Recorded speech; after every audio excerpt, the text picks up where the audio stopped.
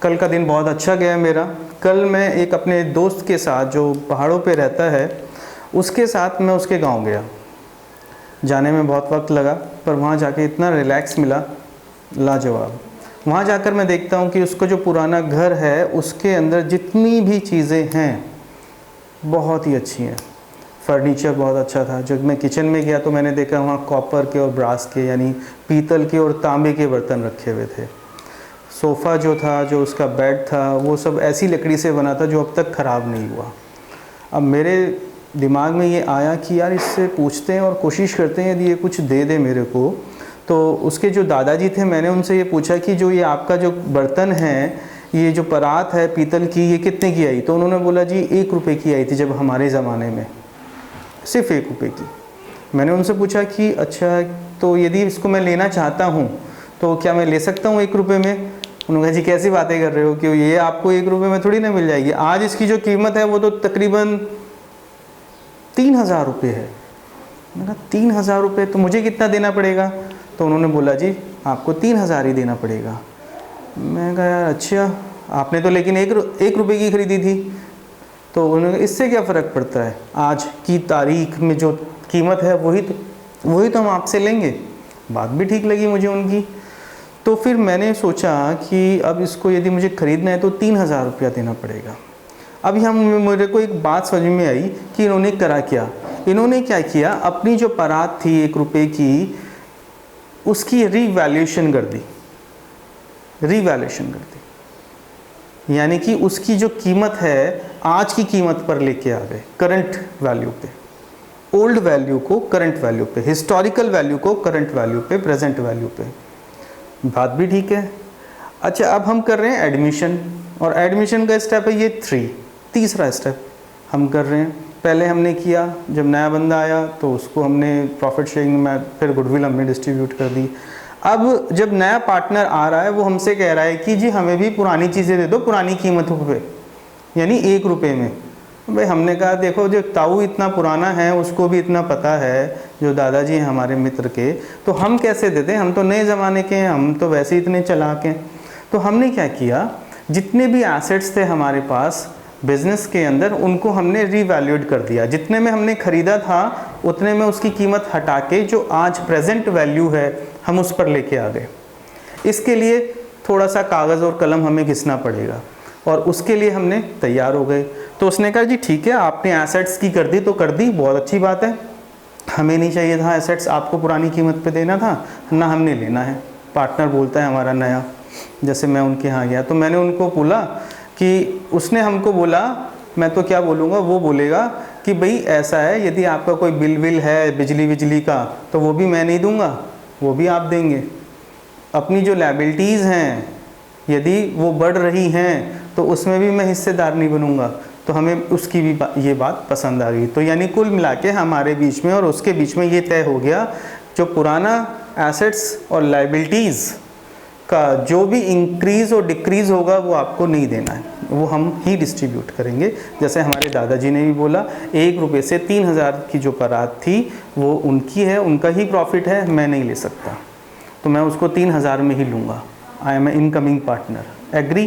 तो आज का जो टॉपिक है हमारा यही है, जो भी पुरानी चीज़ें हैं हमें उन सबको नई वैल्यू पे करना है, नया नहीं बनाना है, वही सिर्फ वैल्यूएशन करनी है, उसको नई कीमत बतानी है कि भाई ये कीमत है आज इसकी। ओके, और उसके लिए हम क्या करेंगे, एक छोटा सा अकाउंट बना लेंगे। बना लिया हमने, हम आपको दिखा देंगे, कोई इसमें ऐसे ही टफ चीज़ नहीं है, बड़ा सिंपल है। सीधा सीखिए, सिंपल सीखिए और सीधा करिए, ठीक है ना। कहा भी गया simple living high thinking, but it is very difficult to be a simple. Okay, कोशिश ये कीजिएगा सिंपल रहना है, ज़्यादा उसमें दिमाग नहीं लड़ाना। तो आज का जो टॉपिक है हमारा रीवैल्यूएशन है, मतलब हम बता चुके हैं, आपको पता भी नहीं चला, या इसको हम पढ़ी लिखी भाषा में, अकाउंटेंसी की भाषा में बोल देते हैं profit and loss adjustment account. Okay, तो ये तो हो गए नाम, 2 नाम है इसके, रिवैल्यूएशन अकाउंट और profit and loss adjustment account. नाम को आगे चलते हैं। अब मीनिंग क्या है, रीवैल्यूएशन ऑफ एसेट्स, वही 1 रुपये का 3000 हो गया, या reassessment of liabilities, this is the meaning. Okay, यानी आपको लायबिलिटीज़ भी चेक करनी है पुरानी सारी, और एसेट्स भी चेक करने हैं। यदि वही कीमत है तो कोई टेंशन नहीं, ठीक है ना। आफ्टर दिस रीज़न क्या रहा? सबसे बड़ा जो रीज़न है, और बहुत सारे रीज़न्स हो सकते हैं, लेकिन सबसे बड़ा जो रीज़न है वो है टाइम। वो चीज़ें खरीदी गई थी 40 साल पहले जो हमारे दादाजी के पास हैं, या 80 साल पहले, लेकिन आज के टाइम में उसकी जो कीमत है वो अलग हो चुकी है, या तो कम हो गई होगी या ज़्यादा हो गई होगी। आफ्टर दिस हमारा जो मेन पर्पज़ है वो क्या है? हिस्टोरिकल या ओल्ड वैल्यू को कहाँ लेके आना? उसको लेके आना है हमें करंट वैल्यू पे। दिस इज़ द इम्पॉर्टेंट, यानी अब करंट वैल्यू को इम्पोर्टेंस देनी है। फॉर्मेट को समझाने से पहले एक चीज़ समझ लीजिए, फाइनेंशियल अकाउंटिंग कभी भी यदि हम करते हैं तो वो सिर्फ बेस्ड है capital plus liability is equal to assets. ये है पुरानी ओल्ड वैल्यूज़। किस पे है ये? ओल्ड वैल्यू पे। अब इसको हम सारी को कहाँ लेके आएंगे? न्यू वैल्यू पे। ये हो गई capital plus liability is equal to assets. Balance sheet कहते हैं जी आप इसको, क्लास 12th में इसको बैलेंस शीट कहेंगे। ये आपको ओल्ड वैल्यूज़ पे बैलेंस शीट गिवन होगी, आपको कहाँ बना के कहाँ ले जाना है इसको? नई बैलेंस शीट पे। अब या तो किसी एसेट की यदि कीमत बढ़ जाती है तो देखिए ये होता है प्रॉफिट, सब जानते हैं। 1 रुपये की जो परात थी वो 3000 रुपये की हो गई। कितने रुपए का प्रॉफिट हुआ? 2999 का। ये है प्रॉफिट। ओके, तो इसको हम प्रॉफिट को कहाँ लिख देंगे? क्रेडिट साइड में लिख देंगे, यहाँ पर बाय एसेट्स। यदि इंक्रीज होते हैं तो जितना भी इंक्रीज हुआ, ओके, 2999 ये इंक्रीज है। यदि ये कम होता है एसेट तो क्या बन जाएगा? लॉस। तो आपने क्या करना है? उसको यहाँ लिख देना है टू एसेट्स। ये हो गया लॉस, लॉस इधर लिख देते हैं, ठीक है। अकाउंट्स की भाषा में रिवैल्यूएशन अकाउंट को नॉमिनल अकाउंट बोलते हैं। Expenses and losses are debited, income and gains are credited. यहीं खत्म। या तो ऐसे कर लो या मॉडर्न रूल से कर लीजिए, capital plus liability is equals to assets. ठीक है, दोनों से चलते हैं। फिर क्या हुआ? यदि हमारी लायबिलिटी बढ़ गई, यदि लायबिलिटी बढ़ गई तो भैया ये तो पड़ गया घाटा। अब हमें ज़्यादा पैसा देना पड़ेगा। बिजली का बिल था वो 10,000 बढ़ गया। जब हमने कॉपीज़ में लिखा था, अपना जो पुरानी डायरी थी उसमें लिखा तो देखा 2000 रुपया देना था, लेकिन बिजली वालों का फ़ोन आया जी ब्याज भी है इसका 500 रुपये। तो ये क्या हुआ? ये बढ़ गया। अब 500 रुपये आपको ब्याज भी देना पड़ेगा, इंटरेस्ट भी देना पड़ेगा। तो उसके लिए क्या, यदि लॉस हो रहा है यानी टू लायबिलिटीज़, ये भी बढ़ गई। कम हो गई तो वेव हो गया, राइट ऑफ, मतलब पुराना वो दे ही नहीं रहे, देना मना कर दिया, जिसको हमें पैसा देना था स्वर्ग से धार गया।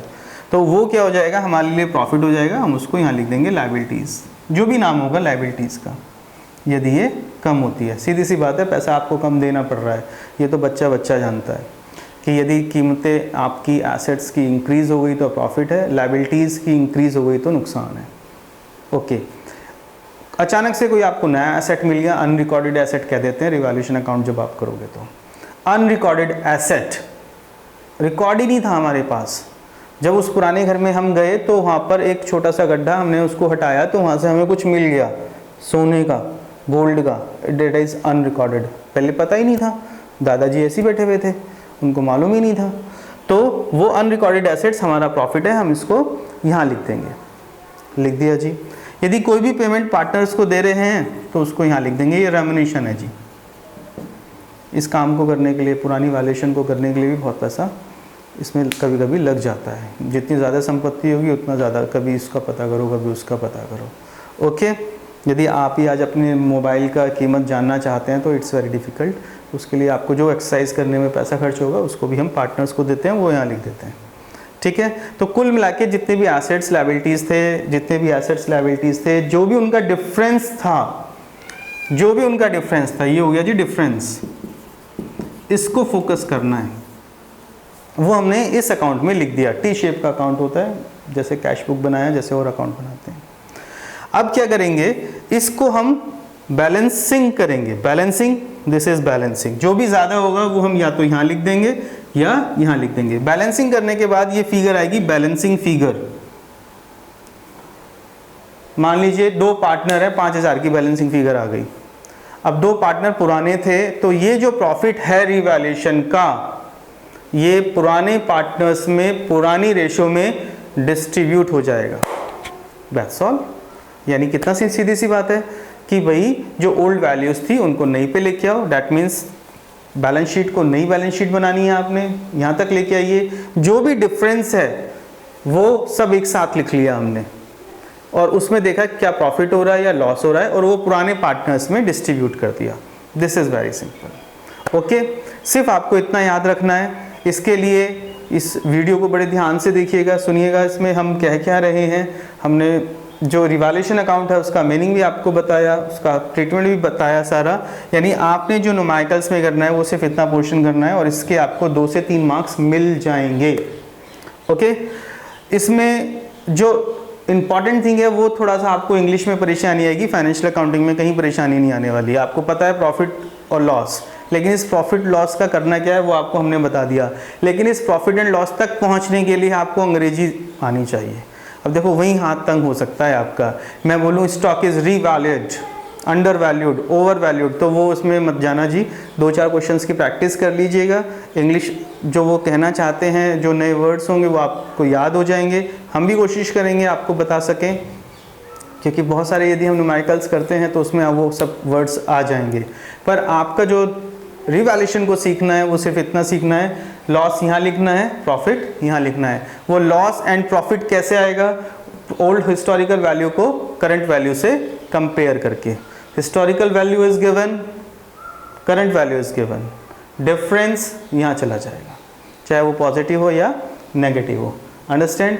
मीनिंग हमने आपको बता दिया है और बहुत अच्छे से इसको याद कर लीजिएगा। समझने का नहीं है, याद रखने का है। प्रॉफिट कहाँ लिखना है, लॉस कहाँ लिखना है। ओके, इसके बाद जो हमारा नेक्स्ट वीडियो होगा वो होगा कुछ क्वेश्चंस का रिवैल्यूएशन अकाउंट के, जो इम्पोर्टेंट हैं, जो टफ हैं, उसको हम लेके आएंगे।